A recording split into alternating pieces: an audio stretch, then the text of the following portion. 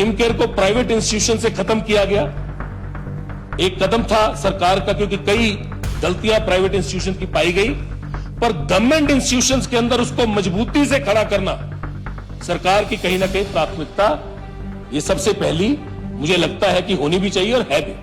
ठाकुर सुखविंदर सिंह सुक्खू जी ने जब से मुख्यमंत्री की उस कुर्सी में वो विराजमान हुए, उन्होंने पहले दिन से स्वास्थ्य को अपनी जिंदगी का लक्ष्य बनाया कि हिमकेयर को मजबूत करना बहुत जरूरी है। लोगों को वो सुविधा मिल रही थी और उस सुविधा को मजबूत करना हमारा काम है। उसके अंदर कहीं भी कमी नहीं आए, उसके ऊपर काम करना बहुत अनिवार्य है। अगर 225 रोबोटिक सर्जरी अभी बनते ही टांडा में हो चुकी हैं, तो लोगों का एक बहुत बड़ा मुझे लगता है विश्वास टांडा पे बड़ा है। री एम्प्लॉय डॉक्टर हो, उनको 1 लाख से 3 लाख कर दिया। सैलरीज को बढ़ा के उनकी पेंशन भी जुड़ जाए, ताकि हर डॉक्टर को 4.5 लाख रुपए आए। सर, ये बहुत बड़ी बात है। तो मशीनें सारी की सारी इस सरकार ने, चाहे एमआरआई की हो, चाहे सीटी स्कैन की हो, और चाहे रोबोटिक की हो, सभी मशीनें लगाई। कहा गया था कि हवाई चप्पल वाला हर कोई हवाई यात्रा करेगा, पर आज बात पेपर लीक की हो रही है, आज बात चंदा चोरी की हो रही है, आज बात उन चीजों की हो रही है जो बातें अलग है। विपक्ष और पक्ष के सभी वरिष्ठ नेताओं ने, सभापति महोदय, अपनी बात रखी और काफी गर्मा गर्मी भी हुई, काफी बातें विषय से हटके भी हुई।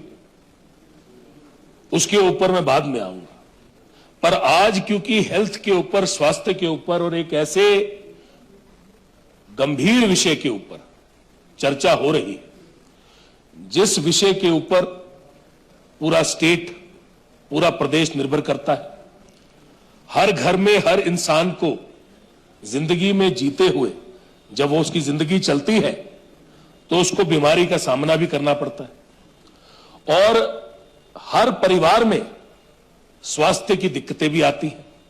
इसलिए स्वास्थ्य, एजुकेशन, ये 2 चीजें जो है वो हर परिवार के लिए जिंदगी में अति महत्वपूर्ण रहती हैं। और एक ऐसे विषय को हमारे सीनियर सदस्य सदन में लेके आए, तो उसके ऊपर एक गहन चर्चा और एक सीरियस चर्चा होनी बहुत जरूरी है। आज जब हेल्थ की बात हुई, विपक्ष ने बहुत सी बातें कही, कल भी कही, और अक्सर अलग अलग प्लेटफॉर्म पे आके कहते हैं, पर अगर इसका डीएनए किया जाए और इसकी सच्चाई लोगों के सामने लाई जाए, तभी हिमाचल प्रदेश की जनता जान पाएगी कि हिमाचल प्रदेश में स्वास्थ्य में, असलियत में क्या हुआ है।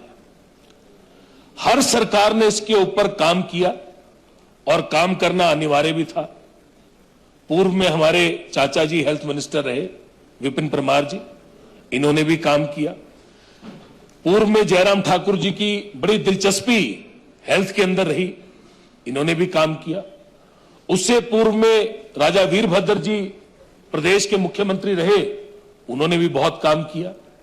उससे पूर्व प्रेम कुमार धूमल जी रहे, उन्होंने भी काम किया।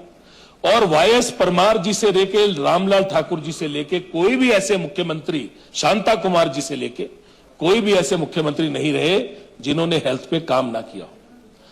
पर माननीय ठाकुर सुखविंदर सिंह सुक्खू जी ने जब से मुख्यमंत्री की उस कुर्सी में वो विराजमान हुए, उन्होंने पहले दिन से स्वास्थ्य को अपनी जिंदगी का लक्ष्य बनाया।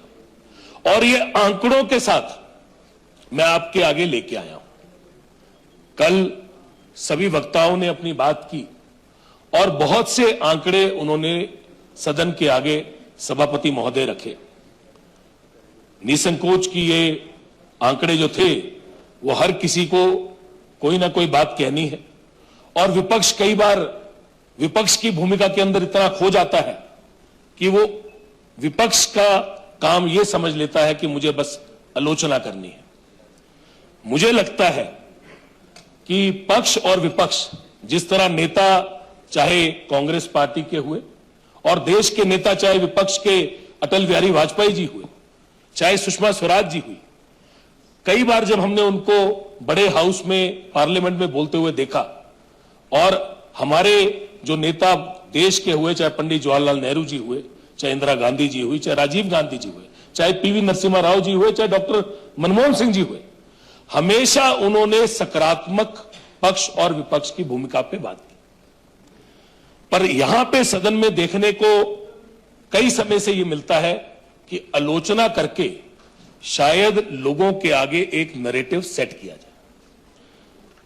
आज मैं आपके माध्यम से सभापति महोदय, प्रदेश के लोगों को और इस सदन में पक्ष के हमारे साथी और विपक्ष के सभी साथी और सीनियर लोग, इनके आगे कुछ आंकड़े रखना चाहूंगा। हेल्थ के अंदर यूं तो पूरे हिमाचल प्रदेश में बहुत सब लोगों ने बताया कि बहुत काम हुआ, पर क्योंकि Tanda medical college lower Himachal की लाइफलाइन है और Tanda medical college doctor Rajendra Prasad medical college मेरे विधानसभा क्षेत्र में आता है, और नगरोटा बगुआ के अंदर और निचले लोअर हिमाचल जो मर्ज्ड एरिया है, चाहे चंबा हो, चाहे हमीरपुर हो, सभापति महोदय आपका भी एरिया ज्वाला जी भी टांडा मेडिकल कॉलेज पर निर्भर करता है। वहां पे स्वास्थ्य के लिए टर्जरी care, state of the art care में सभी लोग पहुंचते हैं। टांडा मेडिकल कॉलेज की स्थापना जिस तरह सभी जानते हैं, पहले वो टीबी सैनिटोरियम हुआ करता था, और ये टीबी सैनिटोरियम जो था ये 1958 में चालू हुआ। इसकी आगे प्रक्रिया जब चली तो 23 अक्टूबर 1996 को डॉक्टर आरपीजीएमसी मेडिकल कॉलेज की आधारशिला रखी गई। 1999 में एमबीबीएस की क्लासेस चालू हुई और फिर सफर शुरू हुआ टांडा मेडिकल कॉलेज का। Tanda medical college टर्जरी care, super speciality care, pioneer institute बन के लोअर हिमाचल का इमर्ज किया, और पूरे प्रदेश में ये पहले 2 अस्पतालों में से एक है। आईजीएमसी और टांडा यही पहले अस्पताल है पूरे प्रदेश के। सर, इस अस्पताल की बड़ी एक दिलचस्प बात है, इस अस्पताल में 6 लाख ओपीडी होती है। 6 लाख ओपीडी मतलब मरीज, 6 लाख मरीज एक साल में अपना इलाज करवाने के लिए टांडा मेडिकल कॉलेज आते हैं। 70 लाख की आबादी, 6 लाख आदमी सिर्फ एक अस्पताल में आता है, और 6 लाख की ओपीडी में जो आईपीडी होती है, जिसको बोलते हैं कि अस्पताल के अंदर जो पेशेंट को रखा जाता है इलाज के लिए, वो 50,000 होता है। 50,000 पीपल, 50,000 पेशेंट जिनको अस्पताल में भर्ती किया जाता है इलाज के लिए, और उन 50,000 लोगों में से 40,000 लोगों का ऑपरेशन होते हैं। ये टर्जरी केयर में 40,000 लोगों के ऑपरेशन किए जाते हैं। अब जब स्वाभाविक है कि जब 6 लाख आदमी आएगा तो 6 लाख आदमी अपने इलाज के लिए आएगा, हिमाचल प्रदेश में 70 लाख की आबादी होगी, तो बहुत से लोग खुश होकर जाएंगे और बहुत से लोगों को कमियां भी नजर आएंगी, क्योंकि 6 लाख आदमी आ रहा है। हमें क्या करना है? जो खुश होकर जाते हैं उनका सम्मान करना है, उनसे भी सीखना है, और जो कमियां हैं उसको भी सकारात्मक तरीके से उससे भी सीख के उन कमियों को दूर करने का काम करना है। यह पहली प्राथमिकता टांडा मेडिकल कॉलेज की रही है। 6 लाख पेशेंट, 50,000 पेशेंट भर्ती और 40,000 के ऑपरेशन। देखिए, कंप्लेंट और समाधान ये एक अस्पताल का प्रक्रिया है, और सभापति महोदय, जहां पे पेशेंट आते हैं वहां पे कंप्लेंट से सीखना और समाधान करवाना, मुझे लगता है ये 2 प्राथमिकताएं अस्पताल की होनी चाहिए, और इसके ऊपर टांडा मेडिकल कॉलेज ने गहन काम किया। इसके ऊपर मैं आऊंगा, पर जो नए इनिशिएटिव्स हैं जो टांडा मेडिकल कॉलेज ने लिए, बहुत से लोगों ने और बहुत से हमारे मित्रों ने, हमारे सभी बड़े भाइयों ने रोबोटिक सर्जरी की बात की। सबने कहा कि रोबोटिक सर्जरी नहीं चाहिए, पैरासिटामोल चाहिए। वहां पे हमें छोटी दवाई चाहिए, आप रोबोटिक सर्जरी चाहे बाद में करवा दीजिए। और बात कहीं ना कहीं हद तक यह भी ठीक है कि जहां रोबोटिक सर्जरी की जरूरत है वहां पे छोटी दवाइयों की भी जरूरत है। वहां पे इनकी बात जो है वो बिल्कुल सही है, पर छोटी दवाइयां जहां पे शुरू की गई और जहां पे छोटी दवाइयां क्या, बड़ी दवाइयां क्या और अस्पताल के ऑपरेशन क्या, उसके ऊपर मैं अभी आता हूं। जहां पे बात हिमकेयर और सहारा की है, वहां काफी हद तक मैं भी मानता हूं कि हिमकेयर को मजबूत करना बहुत जरूरी है। मैं भी मानता हूं कि हिमकेयर के अंदर जो चौथे महीने में इस साल नोटिफिकेशन हुई, उस नोटिफिकेशन के अंदर, सभापति महोदय बड़ा जरूरी है, टांडा मेडिकल कॉलेज का विषय है, थोड़ा आपने अपने हाथ को आशीर्वाद देना है। मैं मानता हूं कि हिमकेयर के अंदर काम करने की जरूरत है। नोटिफिकेशन के अंदर कुछ चीजें ऐसी आई हैं जिनके कारण मेडिसिन के पैसे भी और मैं उसकी बल्कि नोटिफिकेशन भी लेके आया हूं और मैं माननीय मुख्यमंत्री महोदय से और हमारे स्वास्थ्य मंत्री जी से इसकी इल्तिजा भी करूंगा कि उसके अंदर काम करना बहुत जरूरी है, क्योंकि वहां पे लोगों को वो सुविधा मिल रही थी और उस सुविधा को मजबूत करना हमारा काम है। उसके अंदर कहीं भी कमी नहीं आए, उसके ऊपर काम करना बहुत अनिवार्य है।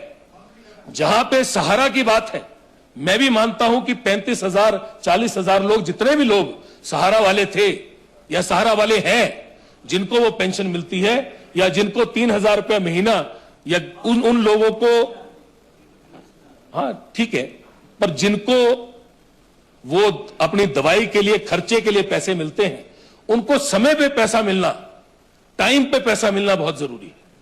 ये दो चीजें जो है ये बिल्कुल तर्क संगत है, इनके ऊपर काम करना हमें भी जरूरी है और सरकार इसके ऊपर काम कर रही है। माननीय मुख्यमंत्री महोदय ने कहा कि हम हिमकेयर के अंदर एक बदलाव करके गवर्नमेंट इंस्टीट्यूशंस के अंदर करके, ठीक है, हिमकेयर को प्राइवेट इंस्टीट्यूशन से खत्म किया गया, एक कदम था सरकार का, क्योंकि कई गलतियां प्राइवेट इंस्टीट्यूशन की पाई गई, पर गवर्नमेंट इंस्टीट्यूशंस के अंदर उसको मजबूती से खड़ा करना सरकार की कहीं ना कहीं प्राथमिकता, ये सबसे पहली मुझे लगता है कि होनी भी चाहिए और है भी।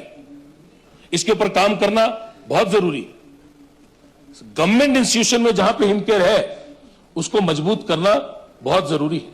सुविधाएं, अगर किसी को पंखा में हवा मिल रही है और अगर पंखे के अंदर थोड़ी सी कमी आ जाए, अगर उसका पंखे को कम भी कर दिया जाए थोड़ा सा, और पंखे की हवा पूरी चाहिए तो पूरी ही चाहिए, तो उसके ऊपर काम करना जरूरी है। पर जहां पे बात काम अच्छे होने की हुई है, वहां पे भी उसके बारे में मेरा निवेदन रहेगा विपक्ष के हमारे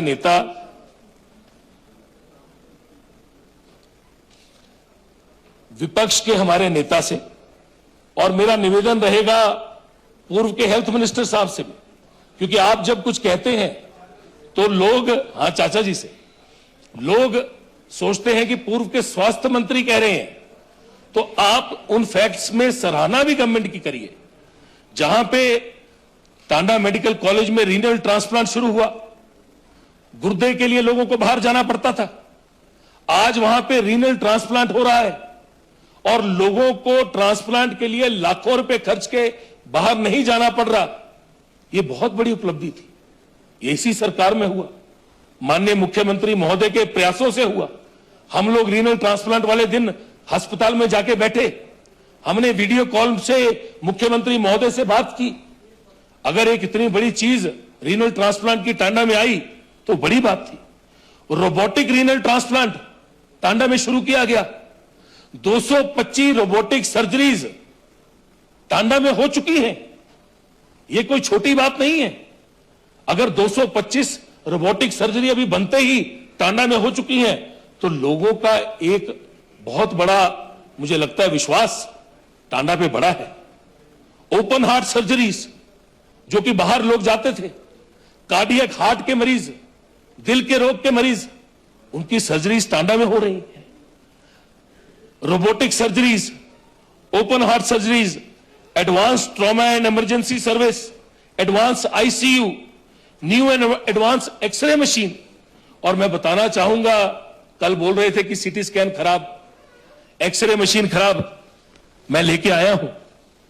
आपको जान के थोड़ा कष्ट भी होगा और हो सकता है कि आप इसकी सराहना भी करें, आप इसको माने भी।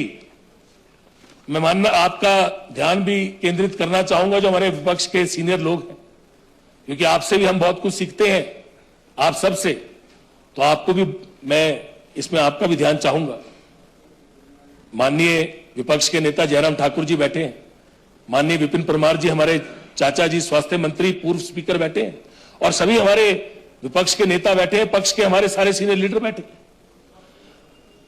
आपको पता है सर, जो बात कर रहे थे आज एक्सरे मशीन की, सीटी स्कैन की,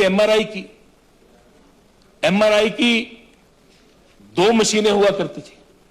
मैं सीटी स्कैन से चलता हूं। पहले तो सीटी स्कैन की मशीन जो थी वो 2008 में लगी थी, 2018 में ये नॉन फंक्शनिंग हो गई, और नॉन फंक्शनिंग होके 2022 तक उसको बीच बीच में ठीक कराया गया। पर मेरे पास आज तरीके भी पड़ी हैं कि कितने साल वो नॉन फंक्शनल रही। आप सभी लोग सरकार में थे, और मैं समझता हूं कि मशीन को ऑर्डर करना पड़ता है, फॉरेन कंट्री से मशीन आती है, उसके लिए प्रावधान करना पड़ता है, पर 2.5 साल आपकी सरकार में मशीन जो है वो बंद पड़ी रही। सीटी स्कैन की मशीन, एक मशीन टांडा मेडिकल कॉलेज में थी, और सीटी स्कैन कराने के लिए सारे लोग बाहर जाते थे। यह बहुत बड़ी बात है। सरकार आई और इन्होंने ऑर्डर भी प्लेस किया, और 2022 में हमारे जब इनकी सरकार थी, इनको 5 साल लगे 2022 में जाके ये सीटी स्कैन की मशीन रिप्लेस करा पाए। एमआरआई की मशीन 2007-8 में लगी थी, 18 में ये मशीन चेंज होनी थी, पर इसकी रिप्लेसमेंट जो है वो 2023 में आई। सेकेंड एमआरआई, ये आप ऐसे हंसराज जी, आप बार बार बीच में हर किसी को डिस्टर्ब करते हैं, ऐसा भी अच्छी बात नहीं है। नहीं, आप ऐसे इनको बोल नहीं सकते, तो आपके बारे में हम बोलेंगे, ये अच्छी बात नहीं। Please continue, please. हम लोग पहली बार बन के आए हैं। Please continue, please continue. नहीं, इनको भी मत बोलिए ना, ये इंपॉर्टेंट इशू है। आपको कोई आपके लिए कोई गलत नहीं बोल रहा, पर सच्चाई बताना जरूरी है। Please continue. ये एक मशीन लग चुकी और दूसरी मशीन जो है वो लगने वाली है, उसका ऑर्डर प्लेस हो गया, उसका सिर्फ जगह बन गई, अब आके लगनी है। सीटी स्कैन की मशीन लग गई, एमआरआई की मशीन लग गई, और एक्सरे की तो और भी बड़ी एक दिलचस्प बात है। 2007 में एक्सरे मशीन लगी थी, 2025 तक वही एक्सरे मशीन चल रही थी। 1/10/2025 को दोनों मशीनें खराब हो गई, क्योंकि पुरानी थी, इनकी सरकार में भी चेंज नहीं हुई, और जब हमारी सरकार आई तब भी मशीन चलती रही, जबकि ये चेंज हो जानी चाहिए थी। आज वहां पे 2 मशीनें आ गई और वो चल पड़ी हैं, और ये लेटेस्ट मशीनें आई हैं, बल्कि फ्लोरोस्कोपी की मशीन भी आज आ गई है, जिसके अंदर आप वही सब चीजें कर सकते हैं। वेटिंग पीरियड जो इनकी सरकार में तकरीबन हुआ करता था, उसको भी घटाया गया, और अगर इनको उसका भी डाटा चाहिए होगा तो मैं इसका डाटा भी प्रोवाइड करूंगा। यह बहुत जरूरी है कि इस चीज को लोगों तक लाया जाए। सर, लिविंग रीनल ट्रांसप्लांट हमने कराया, सर्जिकल के माइलस्टोन्स हमने अचीव किए, लिवर और पैनक्रियास का ट्रांसप्लांट, ये हमारी प्राथमिकता सरकार की है, उसके ऊपर सरकार काम कर रही है। Open heart surgery, advance cardiac service, इसके ऊपर सरकार ने काम किया, और आज इसके ऊपर टांडा मेडिकल कॉलेज में काम हो रहा है। Trauma centre emergency service, ICU infrastructure Tanda medical college में बढ़ाया गया। सर, बड़ी दिलचस्प बात है। और चाहे हमारे ह्यूमन रिसोर्स हो, कल बोला जा रहा था कि जहां मशीनें जरूरत है वहां पे लोगों की भी जरूरत है। बिल्कुल सही था। टांडा मेडिकल कॉलेज में नर्सिंग कॉलेज की जरूरत थी, इस सरकार ने नर्सिंग कॉलेज को स्थापित किया। माननीय मुख्यमंत्री महोदय, स्वास्थ्य मंत्री कई बार टांडा गए, नर्सिंग कॉलेज को पिछले साल विधिवत रूप के तरीके से चालू कर दिया गया, और इस बार second batch Tanda medical college में नर्सिंग कॉलेज का बैठ गया। और ये बहुत बड़ी बात है कि आपने एसआर की सीटें भी बढ़ाई, मतलब सीनियर रेजिडेंट की, आपने जूनियर रेजिडेंट डॉक्टरों की सीटें भी बढ़ाई, आपने उनकी तनख्वाह भी बढ़ाई। जिनकी तनख्वाह सीनियर रेजिडेंट की 60,000 रुपए थी, उनकी तनख्वाह को 1 लाख किया गया। जहां पे जूनियर रेजिडेंट पहले साल में 40,000 लेता था, दूसरे साल में 45,000 लेता था, तीसरे साल में 50,000 लेता था, उस सैलरी को 10-10 हजार हर साल में बढ़ा दिया गया।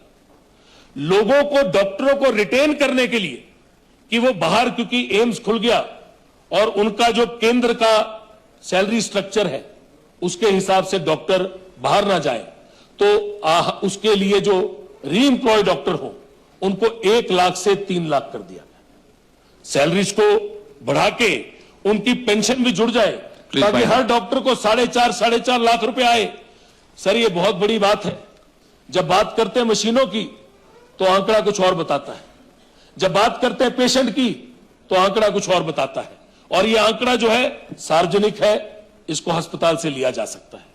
अगर बात करते हैं मशीनों की तो मशीनें सारी की सारी इस सरकार ने, चाहे एमआरआई की हो, चाहे सीटी स्कैन की हो और चाहे रोबोटिक की हो, सभी मशीनें लगाई। अगर बात करते हैं डॉक्टर लाने की तो एसआर को बढ़ाया गया, जेआर को बढ़ाया गया और डॉक्टरों को बढ़ाया गया, उसके साथ साथ नर्सों को भी बढ़ाया गया। पैरामेडिकल के ऊपर 1 मिनट सभापति महोदय, 2-3 चीजें रह गई, मैंने आपसे 2 मिनट छोटा होने के नाते आपसे लेने हैं, मुझे माफी दीजिएगा, इतना मेरा प्रिविलेज है। आपके ऊपर भी, हंसराज जी के ऊपर भी मेरा हक है, इनका मैं छोटा भाई हूं, इतना प्रिविलेज मैं इनसे भी लेता हूं हमेशा, आपने सभापति महोदय मुझे देना। इसके अतिरिक्त पीजी की सीट्स का भी विस्तार हुआ, डॉक्टर्स की सीट्स का विस्तार हुआ, मशीनों को बढ़ाया गया। पर अभी भी जब 6 लाख आदमी एक अस्पताल में आता है और 50,000 आदमी दाखिल होता है और 40,000 आदमी इलाज कराता है एक साल में, 6 लाख आदमी मतलब 6 लाख पेशेंट, 6 लाख मरीज एक अस्पताल में एक साल में आता है। हिमाचल की आबादी 70 लाख है, तो कहीं ना कहीं हमको उसको अलग तरह से देखना पड़ेगा। कुछ गलतियां, कुछ चीजें, आफ्टर ऑल सभी के सभी, जो सफाई कर रहा है वो भी इंसान है, जो नर्स है वो भी इंसान है, जो डॉक्टर है वो भी इंसान है। हमें, आप जब वहां पे बैठे थे, जब आप सत्ता में होते थे, तब आपने उनकी इंसानियत भी देखी, आपने काम भी किया। अभी भी हमें उनको कहीं ना कहीं समझना पड़ेगा। मुझे लगता है सर कि आज ये जरूरत है कि कल जब इन्होंने बात की, हमारे विपक्ष के नेता कह रहे थे, बात की कि भाई गोबर की बात की, हेल्थ की बात हो रही थी, बात बहुत सारी की, 1500 की बात की, बोलने को बहुत कुछ है। यहां से भी बोला गया कि 2 करोड़ नौकरियां आपने देनी थी और 12 साल हो गए। केंद्र में जब सरकार बनी थी तो वायदा किया गया था, आज 24 करोड़ नौकरियां देनी थी। कहीं ना कहीं हवाई चप्पल वाले ने हवाई यात्रा करनी थी, कहीं ना कहीं 2022 तक सभी कच्चे घर पूरे देश के 2022 तक पक्के करवा दिए जाने थे। तो बहुत कुछ कहा जा सकता है और बहुत कुछ बोलने के लिए है। कहा गया था कि हवाई चप्पल वाला हर कोई हवाई यात्रा करेगा, पर आज बात पेपर लीक की हो रही है, आज बात चंदा चोरी की हो रही है, आज बात उन चीजों की हो रही है जो बातें अलग है।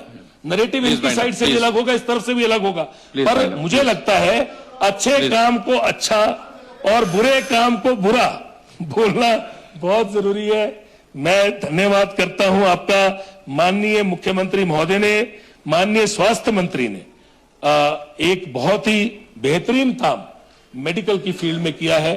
और हर सरकार, चाहे पहले रही है, आप लोगों की सरकारें भी रही हैं, स्वास्थ्य के अंदर हर सरकार संवेदनशील रही है।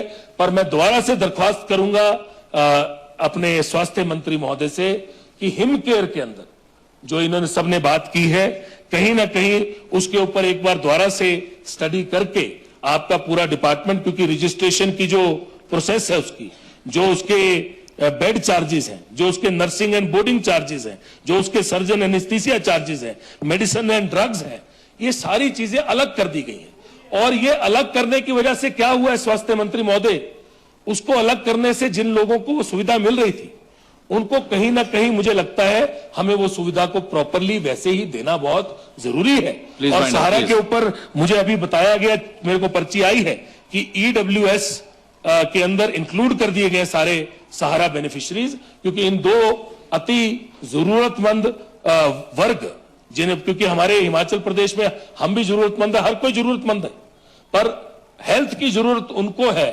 बाकी लोग जिनके पास पैसे हैं वो प्राइवेट अस्पताल में भी चले जाते हैं, वो चंडीगढ़ चले जाते हैं, दिल्ली चले जाते हैं, बाहर चले जाते हैं, पर जो ये लाखों लोग गवर्नमेंट अस्पताल में आते हैं इनको जरूरत होती है।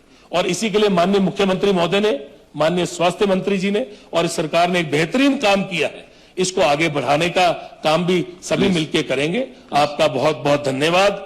मैं आपका धन्यवाद करता हूं। एक चीज और बताना चाहता हूं सभापति महोदय, कई बार मशीन जब अवेलेबल नहीं होती, व्यक्तिगत रूप से एमएलए होने के नाते मैं खुद टांडा में ऑपरेशन कराने के लिए, किसी पेशेंट के लिए जो मशीन की जरूरत होती है, मैं खुद अवेलेबल कराने के लिए वहां बैठता हूं और बाहर से मंगवाता हूं कई बार। तो व्यक्तिगत रूप से एमएलए यही कर सकता है, पर मशीनें बहुत सी लाई गई हैं, खरीदी गई हैं, इसकी सराहना आप please, thank you very much. आपका बहुत Thank you very बहुत much. धन्यवाद आप इस सभापति चर्चा में महोदय। भाग लेंगे। बिजली का बिल हर महीने बढ़ रहा है, तो अब सूरज की रोशनी को अपनी बिजली का जरिया बनाइए। हिमटेक्स सोलर के साथ लगवाइए अपने घर, दुकान या व्यवसाय के लिए स्मार्ट सोलर सॉल्यूशन। कम बिजली बिल, साफ ऊर्जा और लंबे समय की बचत। सोलर लगाने से लेकर सही सिस्टम चुनने और सब्सिडी पाने तक हिमटेक्स सोलर आपके साथ हर कदम पर। तो इंतजार किस बात का, आज सूरज की ताकत अपनाइए और अपनी बिजली के खर्च को कम कीजिए। तो देर किस बात की, hurry up for subsidy benefits and on 31 March 2027।